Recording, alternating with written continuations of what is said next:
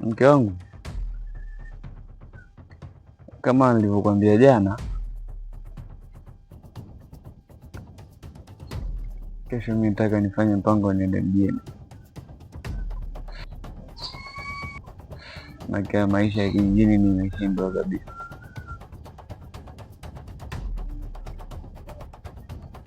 Mume wangu, sawa, nenda, lakini mimi na wasiwasi. Nahisi ukienda huko utaenda kuniacha. Hapana mke wangu, mimi natoka kwenda kupambana tu kwa ajili ya familia yangu. Sawa, nenda, lakini na wasiwasi.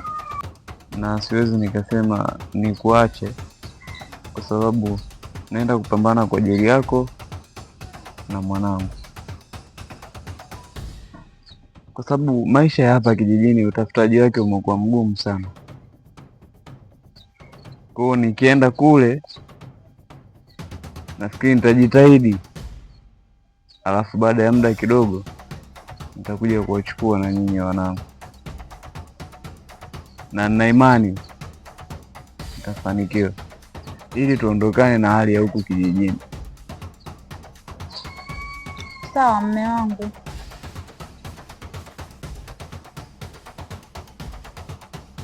Kwa hiyo mume wangu kweli naondoka mkiwacha? Asiondoki kama anawaacha. Mimi natoka nenda kutafuta kwa ajili yenu.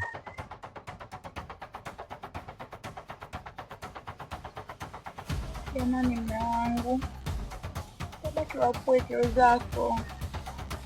Naelewa, lakini poleni, ila kwa sababu naenda kutafuta kwa ajili yenu, naombeni tu mnivumilie.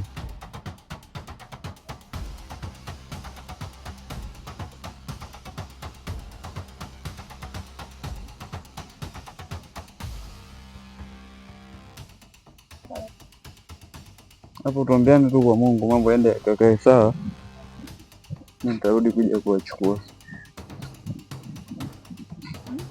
Unadanganya. Sasa wewe usiishie mbali sana, maana mtoto tumemwacha pale peke yake. Kwa hiyo ungemwahi mtoto, mimi ningie tu begi niendelee na safari, afu umwahi mtoto nyumbani.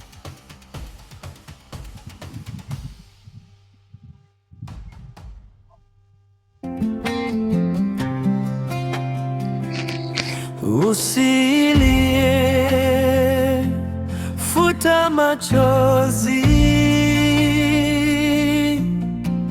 omba dua, Mungu afungue njia. Nitarudi, sitakuacha.